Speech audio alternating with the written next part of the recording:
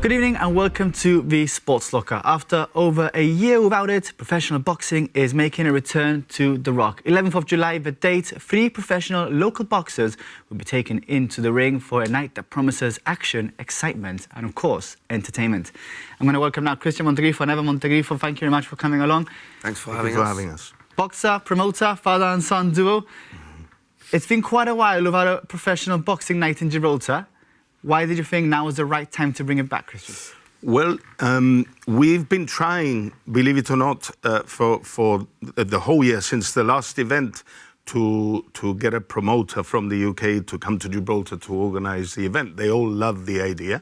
We've tried with 3 different promoters, WBM, Warren Boxing Management, a guy called Harry Ashton, Trilogy Promotions, fantastic guy, by the way, and Matchroom, probably the biggest in the world.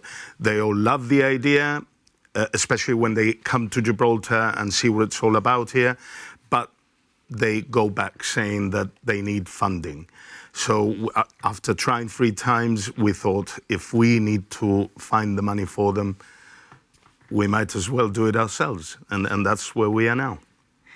For yourself, Evan, I mean, to be able to fight in Gibraltar, and I know you take quite a big following to your Madveja fights and even in the UK when you fought, but nothing quite like fighting here, is it?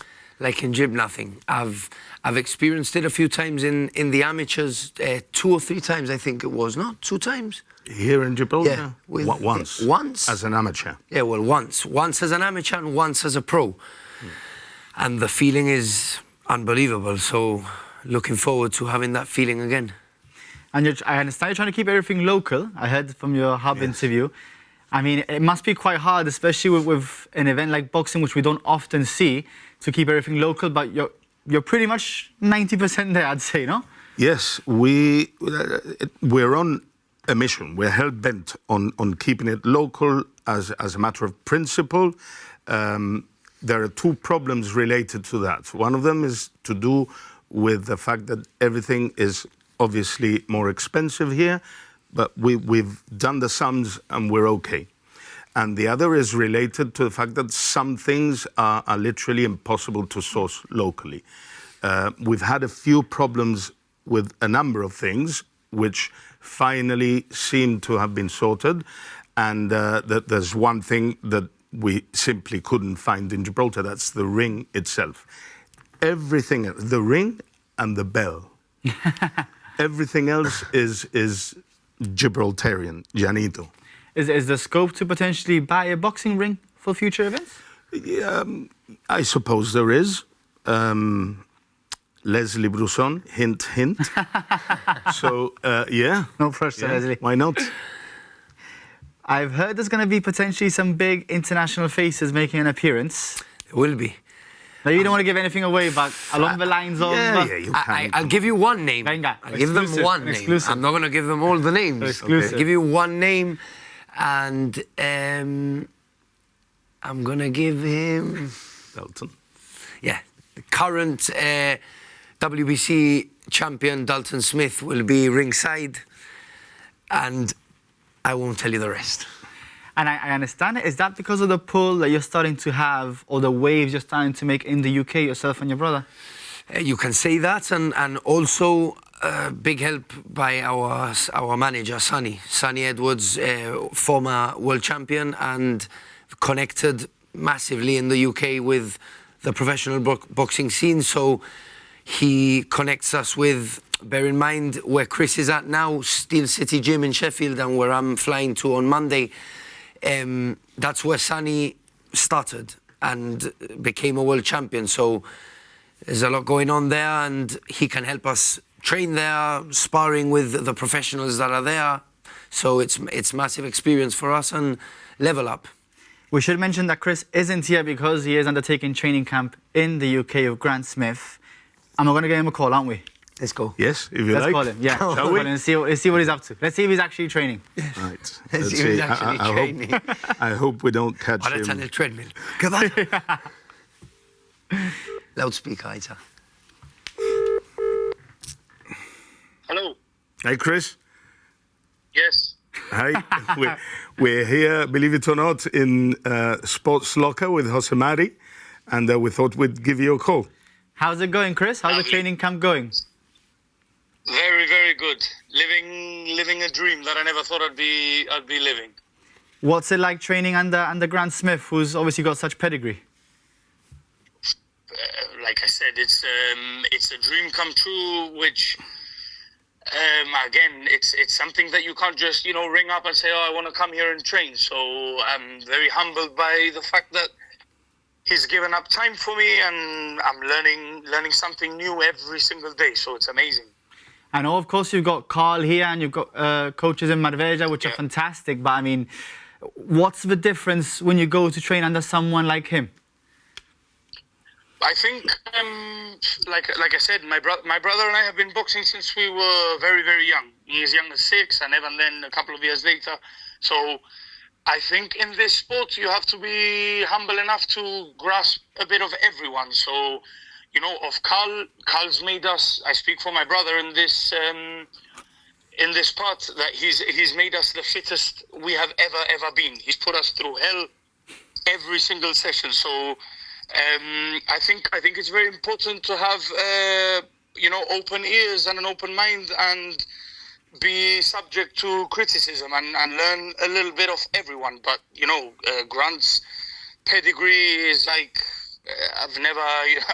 he's trained and been in the corner of multiple world champions, including his son. So I'm lost for words, really. What's maybe one piece of advice that he's told you throughout your time there that's really stuck with you then?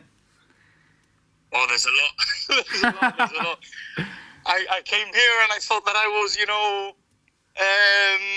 top as I always do, and I've been humbled. There's a lot to learn, and obviously I go back to what I was saying earlier. The more I learn, the better I'll get, and with information of someone like Grant, it's only going to go better and better and better. So, basically the balance of the feet, and which sounds very, very simple, but it goes a very long way. So incredible experience as I'm having. And just finally, before I let you go, I know your brother's also going to go over now with Grant. Any words of advice to him before he gets there? Keep his head down and just say yes to absolutely everything. Okay, I'll do that. Thank you very much, Chris. One more. Venga. Okay, guys, thank you for calling. Thank you, D. Okay, Chris, take care. Bye-bye. Venga. Bye. Bye. Yeah, I mean, humbling experience. Are you ready for that? Yeah, I'm just going to keep my head down and say yes then. Yeah, but in the UK, it's good because there's that strict and discipline that if you don't have it, you're out, really. So they won't think twice. They won't think twice. So it's good. It's good. I mean, we were talking about the opportunities and doors that Sonny's opened, and I've been lucky enough to interview him after a fight in Marbella, and he's just like in love with you guys, really. He really considers you part of the family. He's mentioned to me how he's let you stay over in his house. Yeah. What's that relationship like? To be fair, it just connected since the first moment. We met in my pro debut. I saw him, and I remember telling Chris, that's Sonny Edwards, bro. I'm going to run over and ask him for a picture. And I did that with him and his brother Charlie. And then fast forward 5 hours, we finished the event, and he walks up to us, and the last thing I was expecting him to say was that he didn't want to leave Gibraltar without signing us too. And I'm like, I looked at Chris, and I didn't believe it. I couldn't believe it, and that's how it started, and we just really connected really well, and yeah, here we are, chasing greatness. At the time, were you ready to turn pro? Were you ready to take on that next challenge? I wanted to turn pro for a while before then, but I lost interest because I was trying to do it through the British Board of Control, which I understand and know they are super busy. And I just didn't get a reply. So I said, look, I just carry on training amateur, and when the time comes, it comes. And shortly after, the time came. Chava le dio. Absolutely. I think as well, if I can add to what Evan has just explained about Sonny, the fact that Evan and Chris are relatively skilled, and he obviously must have seen something in them. Apart from that, it's the Llanito love Yeah. that's stuck to him as well. It's contagious. So he came to the event, he saw the crowd cheering and roaring, and then the hugs and the kisses, and he was overwhelmed by that. And I think that's had a lot to do with that. And sorry for interrupting. Let me add that, like he said, the Llanito love, he felt it the first time in March, the 28th of March, 2025. And since that very first day, he's been telling me and Chris and the team that this will come back to Gib. And we never lost faith. A month, 2 months, 3 months, we'd fight here. But really what we wanted was to fight in our hometown. And we made it happen without my father, and no one better than my father, and a few others. Yeah, still hasn't happened. Still hasn't happened yet, but yeah. Going back on Llanito love and so on, I mean, I remember Dillian White also coming and training at your gym, and he also pretty much said the same before you went pro. He also said, you know, Chris and Evan have what it takes to go pro. I mean, like, now when you look back at all these conversations you've had, does it feel like a lifetime ago since you were amateur, or? It does. It does, to be honest. It's only been not even just past a year. Just past a year, and it seems like a long time already. But yeah, I'd like to mention it was always your brother's plan, really. Yeah, my brother. I mean, I'm doing the drive behind everything that I personally do, and in a certain sense, what they do as well. Particularly Chris, because he was younger, is my late brother, you know, and I always think about him whenever we talk about boxing. Now that I'm really involved in organising this event, he must be proud. You know, I think, you know, he could have been here with me. He would have loved it. Yeah. He would have been telling everyone exactly what to do, and I would have been his, you know, messenger. But yes. But you know, yeah, it's about him, really. Well, he'll be here in spirits on the night for sure. Yeah, absolutely. I think that's a fantastic way to end part one. Join us again in part two. We'll continue the boxing conversation. Who will Evan be fighting? Who will Chris be fighting? More rounds than ever before. Lots to talk about. Don't miss it.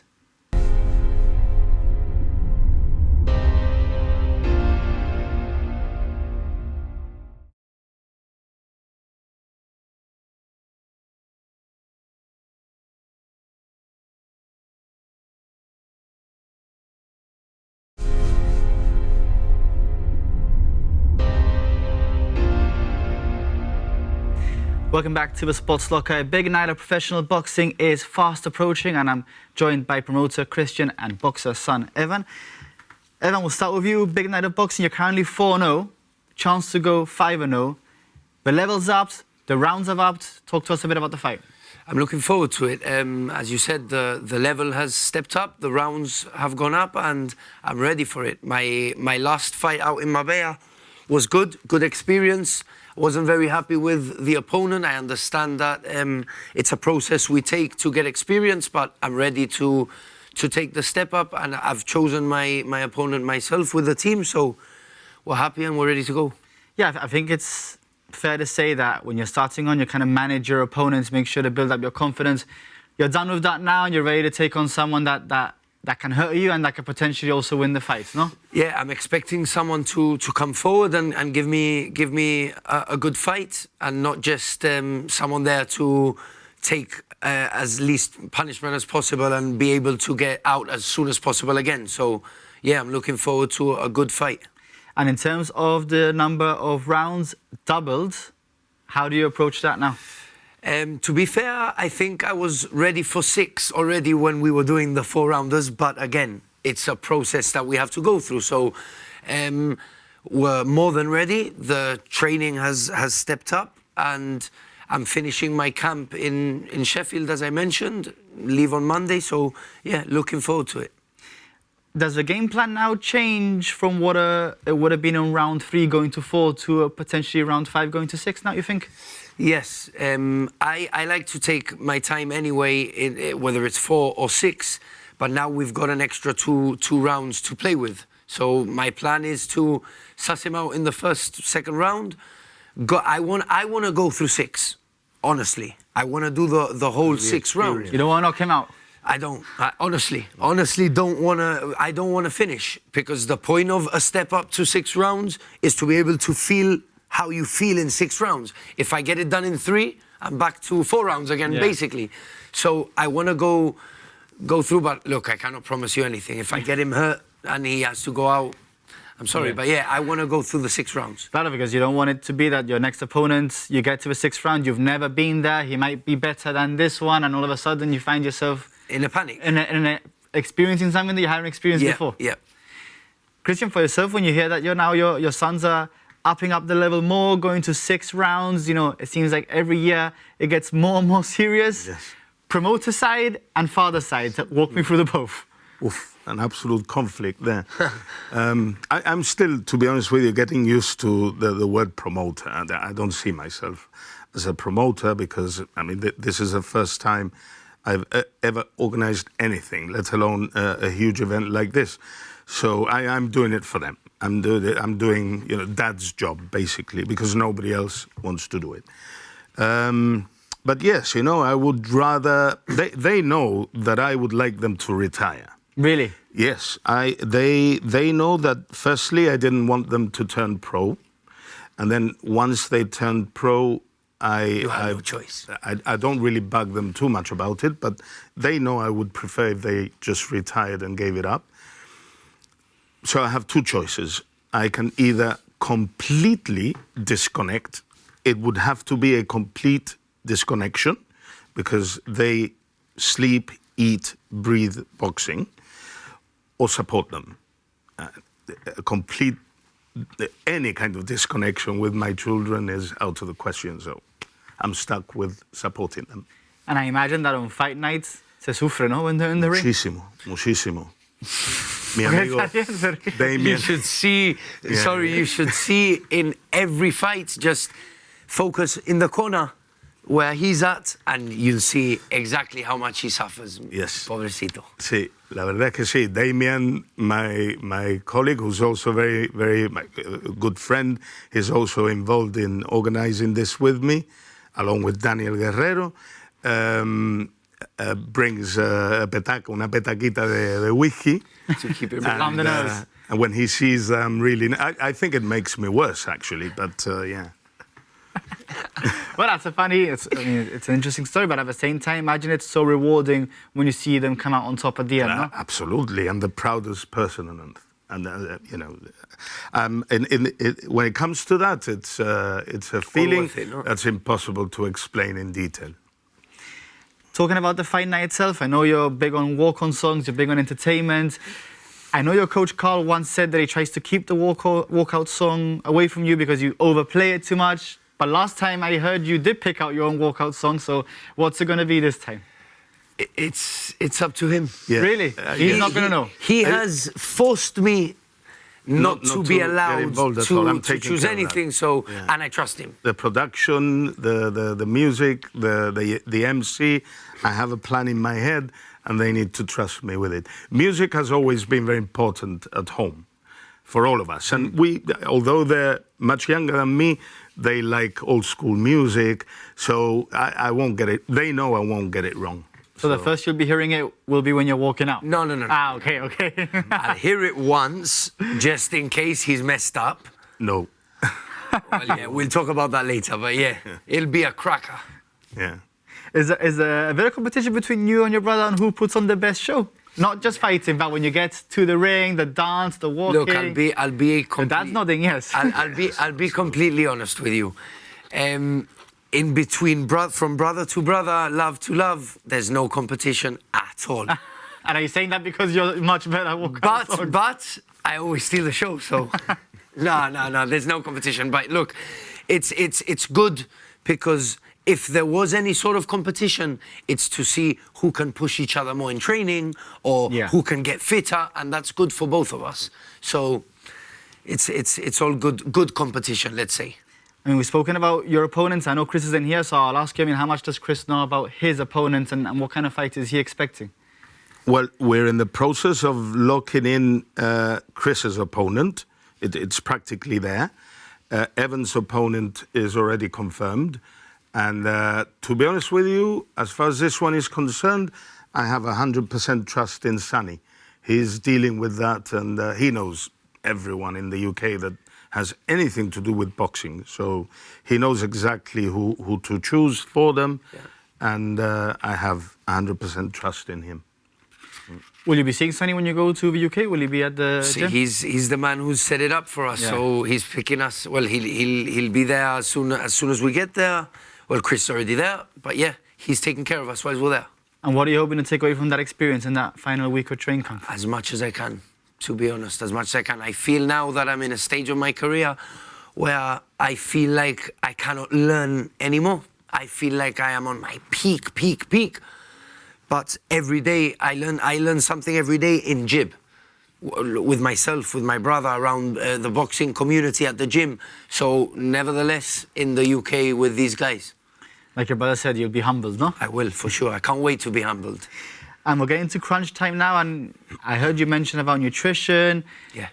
Difficult to kind of manage and make weight, which is coming up soon. I mean, you look quite chiseled now, but talk to us through this final couple of weeks.